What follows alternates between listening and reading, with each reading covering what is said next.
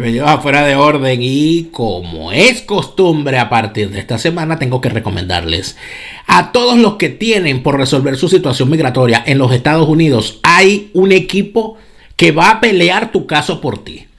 El equipo de Iván Guerrero, miabogadoguerrero.com. Abogadoguerrero.com es el equipo indicado para resolver tu situación migratoria. No importa si ya tu caso de asilo o si tu trámite migratorio, cualquiera que este sea, ya arrancó. Si necesitas quien pelee de verdad tu caso para ganarlo en cualquier estado de los Estados Unidos, abogadoguerrero.com. Iván Guerrero y su grupo de profesionales podrán ayudarte en cualquier parte de los Estados Unidos y podrán atenderte las 24 horas del día en sus teléfonos de atención inmediata. Allí lo tienes en nuestra pantalla.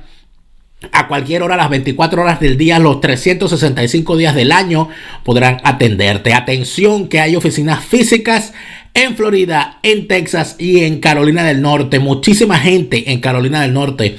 Muchísima gente en Carolina del Norte y en sus cercanías que nos escribe por casos migratorios. Allí tienen a Iván Guerrero, abogadoguerrero.com, @miabogadoguerrero. Está allí para pelear tu caso migratorio. Si quieres un abogado que pelee por ti, abogadoguerrero.com. Iván Guerrero y su equipo es el hombre.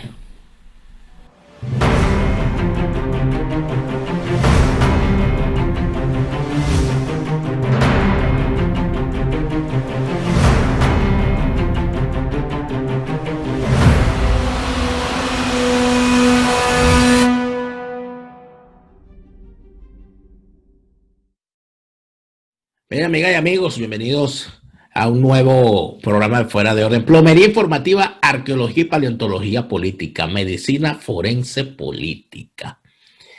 Gracias a todos los que se han suscrito a mi cuenta en Patreon, patreon.com/delaraf, patreon.com/delaraf. Con tu apoyo me ayudas a seguir creando contenidos para todos. Hay algo que se repite y por más que se repite, por supuesto que muchísima gente lo repite, pero a veces hace falta profundizar. Y es el tema de los bonos. Los bonos 2020. Hay un negocio con los bonos. ¿Qué está pasando? ¿Quién es el dueño de los bonos? ¿Por qué están jugando con los bonos? Etcétera, etcétera. ¿Qué ocurre? Ocurre que,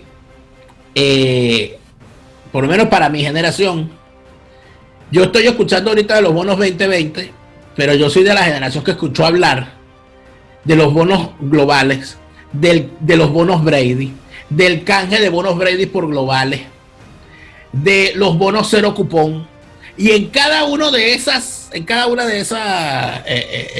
esos momentos, siempre, detrás del tema de los bonos había un guiso, un ministro comprometido, un grupo de ministros comprometidos, una gente que uno no sabía quién era, metidos en todo esto. No es cualquier cosa lo del tema de los bonos. Por esa razón, el día de hoy hemos invitado a nuestro querido amigo, el economista Alexander Guerrero, para de alguna manera empezar a revisar, para empezar un contexto histórico. Alexander, buenas noches, gracias por permitirnos conversar contigo. Gracias, Daniel. La primera pregunta, gracias por la invitación, sí. No, para nosotros siempre es un honor poder conversar contigo. La primera pregunta, Alexander, es sencilla. Este tema de los bonos de la deuda pública, ¿cuándo empezó? Porque aquí el tema de los guisos en Venezuela parece que es una cosa precolombina, ¿no? Pero cada vez que se habla de los bonos, lo que uno recuerda, yo recuerdo, bueno, los bonos de descuento, los bonos cero cupón, los bonos Brady, los bonos globales y ahora los bonos 2020, las notas estructuradas. O sea, en cada uno de esos momentos, en cada uno de esos conceptos, al venezolano le salta inmediatamente la palabra guiso. ¿Es en Venezuela el tema de los bonos sinónimo de guiso? ¿Quién guisa con los bonos? ¿Por qué Venezuela siempre está el tema de los bonos rondando alrededor del tema de la corrupción? Alexander, adelante. Bueno, yo diría que quizás de la manera más cómoda de presentárselo a la opinión pública, hay una prerrogativa financiera en el mundo desde hace años y siglos en el cual los gobiernos solicitaban préstamos a los mercados financieros internacionales para ejecutar actividades, obras públicas o otro tipo de gastos por parte del Estado. Y cada periodo va a tener una determinada manera de emitir, crear los contratos, llevarlos al mercado, y que el mercado de manera, digamos, técnica, los acepte y se puedan presentar en esquemas de subastas o en simplemente operaciones de libro abierto. Para ese dinero va directamente al fisco, al gobierno. Y allí pues la política entra con la mano grande, con la mano alzada, porque entre la política, el gobierno y el Estado, que serían tres instituciones en Venezuela, ha habido una amalgama de intereses entre ellos, unos puestos en un sitio, otros puestos en otro sitio, y por supuesto pues ha sido fuente de enriquecimiento ilícito de los grupos aquellos que estaban en la política o que están en la política, porque son los que toman decisiones. Y aquí los intereses y los incentivos que tienen los hombres que están en la política. En el caso venezolano, la deuda, por ejemplo, siempre fue un interés, como lo fue también el petróleo, por ejemplo, o fueron otras llamadas, más llamadas esas cosas como empresas básicas. Es decir, allá donde hay dinero, va a haber interés de la política en la medida en que ese Estado sea recipiente de liquidez internacional.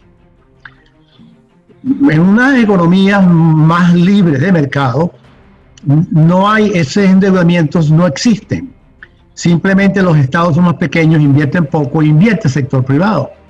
Los endeudamientos de los estados son muy pequeños y van a cosas muy particulares. Pero en aquellas economías donde el Estado es muy importante, muy fuerte, como el caso venezolano, va a haber de cada $10, $100 que hay en el mercado, la mitad de ellos generados por endeudamiento. Vamos a ver la correlación. El mayor nivel de deuda lo vamos a tener en países donde los estados son fuertes, económicamente hablando, donde hay empresas, donde hay dinero. Mientras que en aquellos países donde los estados son muy pobres, no tienen acceso prácticamente a la deuda. Viendo de hoy hacia atrás, hoy se denomina a los bonos que los estados emiten de forma soberana, es decir, soberano es una cosa que la voy a reducir en dos palabras: si quiero pago, si no quiero no pago. Me atengo a las consecuencias, pero no pago. Es decir, porque el Estado es soberano de pagar o no pagar. Por supuesto, tendrá que enfrentar recursos de ley internacional o cualquier de estos mecanismos en los cuales se haga justicia en tanto al cobro y en cuanto a lo que hay que pagar. No ocurre como operaba el gobierno de Guzmán Blanco. Bueno, los bancos decidieron no prestarle porque los reales se quedaban con ellos. Y entonces lo que hicieron los bancos es prestarle a Venezuela con una garantía de Guzmán Blanco, que era el presidente. O sea, usted es usted es el fiador de esa deuda a Venezuela. Entonces, con ese esquema, no era fácil que Guzmán Blanco robara, porque se estaba robando a sí mismo. Porque si él robaba, entonces el fiador tenía que pagar él. Eso se lo impusieron los bancos europeos a Guzmán Blanco. Y también lo hicieron de la otra forma. No le prestaban a Venezuela, sino le prestaban a él. Y él que hiciera con los reales, los prestase a Venezuela, y entonces él tendría que cobrar para poder pagar, porque él era el deudor. Claro. Cosas de esas, pero en la medida en que pasan los años, se van sofisticando los mecanismos financieros, hasta que llegamos hoy al de los bonos soberanos. Ahora, pero el periodo de Chávez fue de bonos soberanos. Independientemente del desarrollo posterior, podríamos decir que entonces el tema de los bonos y de la deuda y del guiso en Venezuela es muy antiguo, porque estamos hablando que los bancos decidían prestar con garantía porque Guzmán Blanco tenía tanto real que era capaz de ser fiador de la deuda del Estado. Estamos hablando de un presidente denodadamente, reconocidamente corrupto y de un país reconocidamente moroso. Claro, y es que tenemos una historia inclusive mucho más atrás de esa, pero que no nos pertenece como país, pero fuimos el país de la negociación entre los welfers y la corona española. Así es. Los españoles le debían a los welfers, a los alemanes, y la única forma de pagarle allá está Venezuela, váyanse allá y cobren con lo que ustedes consiguen allí, fundamentalmente oro.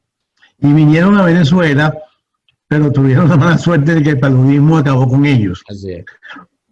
Pero es una larga data, es una larga historia de lo que ya en los últimos años llegó a un grado de sofisticación bastante importante en términos de buscar los mecanismos que hiciesen complejo el proceso de manotazo a la deuda, de robo y al mismo tiempo default, impagos, con los bonos soberanos. Después del atraco de la FMI por parte de Rusia en el año 1991 o 93, allí comenzaron a salir nuevas formas financieras internacionales.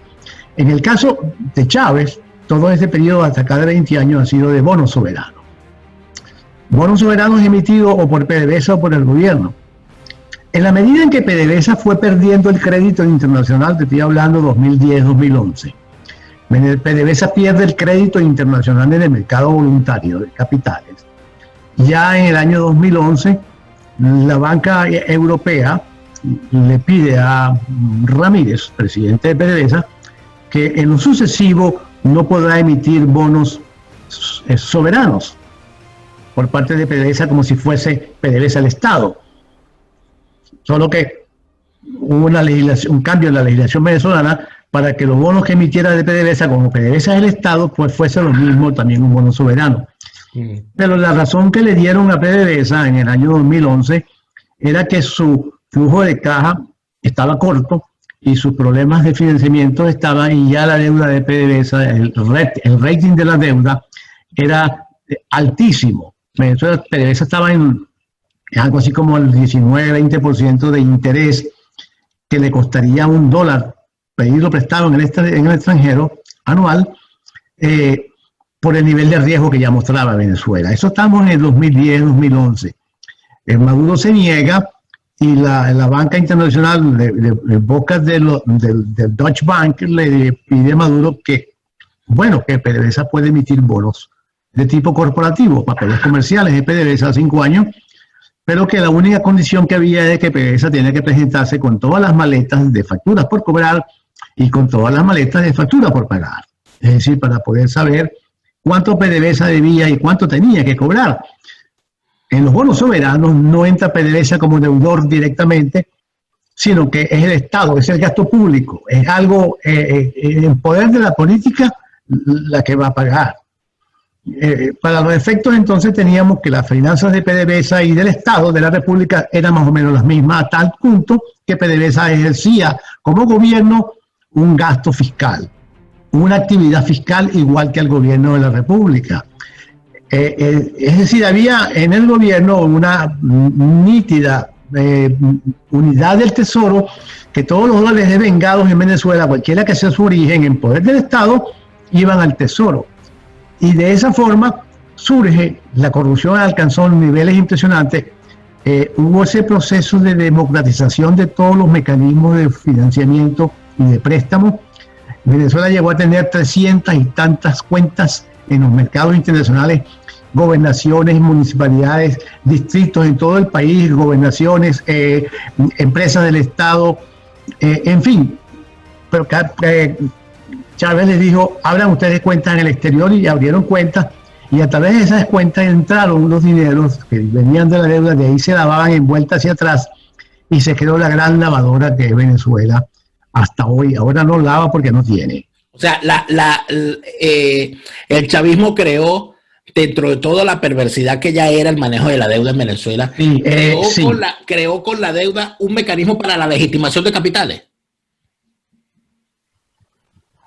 Claro, porque cuando ya en el año 2010, 2011, ya existen mecanismos en las leyes internacionales, sobre todo en la ley patriota en los Estados Unidos, ya se hizo la ley patriota en el año 2001, 2002, con el acto terrorista que tumbó las torres en Nueva York, y después que se investigó y que las torres cayeron con dinero que simplemente fluía, se lavaba en los bancos americanos sin mayores problemas, vino la ley que comenzó a crear los mecanismos para evitar el lavado.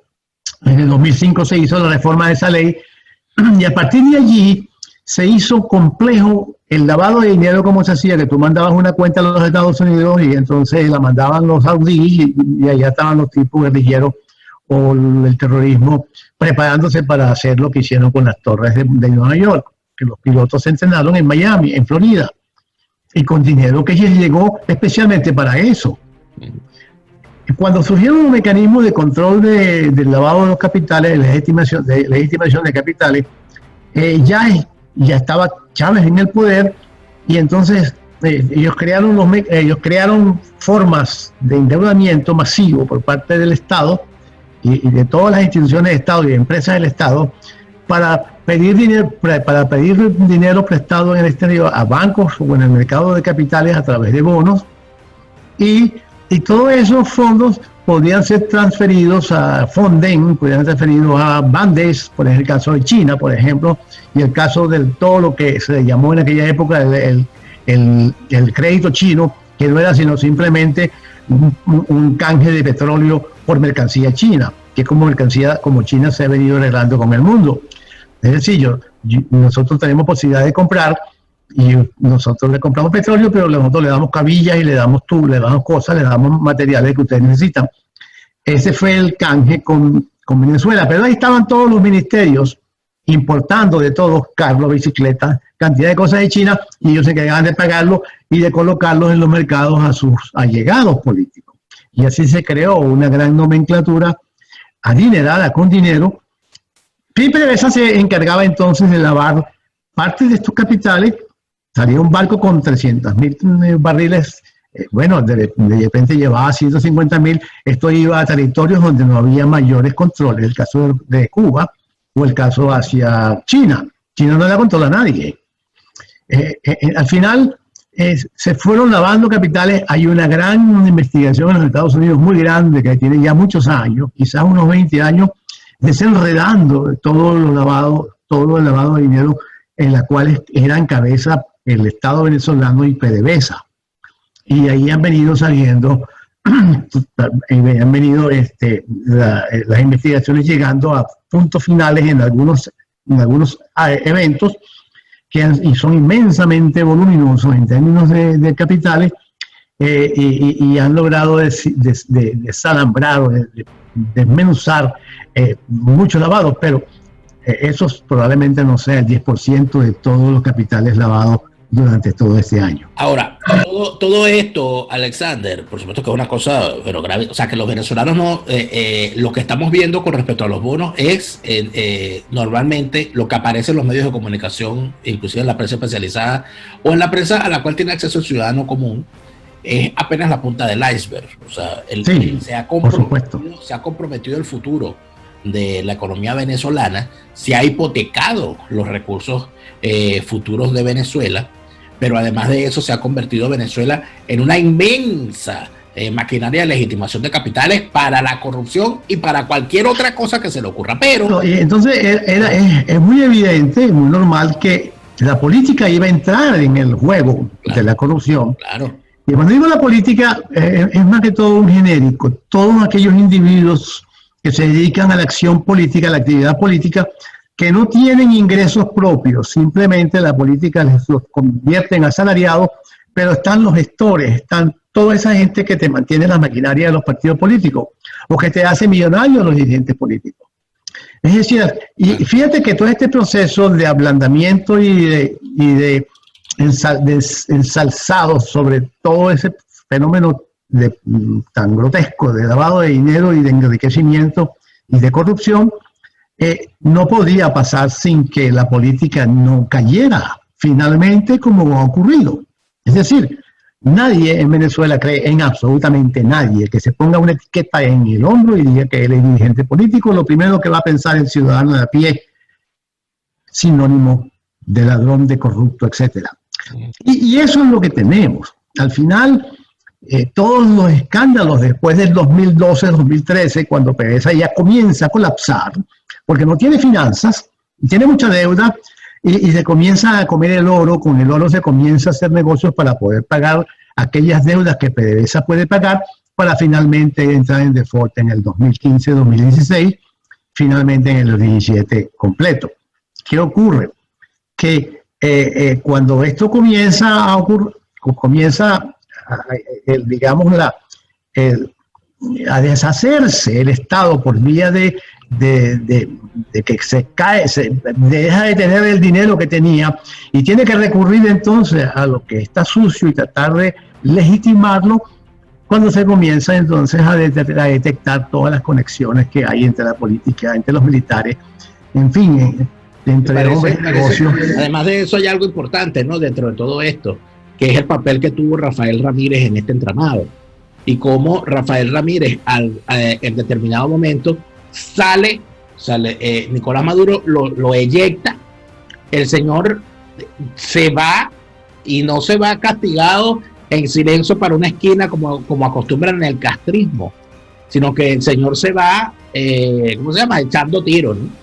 Y ahora está en el exterior diciendo que él hubiese sido mejor presidente que Maduro, que cuando pero al final o sea, aquí estamos hablando de mucha corrupción, de mucha delincuencia, pero también de mucho cinismo, Alexander. Claro, y es que no es descabellado, y es una conclusión demasiado elemental poder correlacionar la caída de política del venezolano, que se rindió ante el gobierno, bien inducido por la política, ese genérico que uso para meterlos a todos. Es decir, compra la política cierta paz, se la vende al gobierno y por supuesto son transacciones. Pero al final lo que quiero es correlacionar con la paz política que el venezolano de a pie da a cambio de su miseria, para poder dejar que ellos aterricen en algún punto en la historia que viene, en los años que vienen. Comenzaron a correr desde el 15, del 17 para acá, en una especie de lo que sería, lo único que le falta a todo esto es el acuerdo político nacional que está detrás. Es decir, existe el acuerdo entre ellos. Cómo llegar al acuerdo es complejo, no es fácil, pero va hacia el acuerdo. El hombre que está detrás del acuerdo se llama Soros. Sí.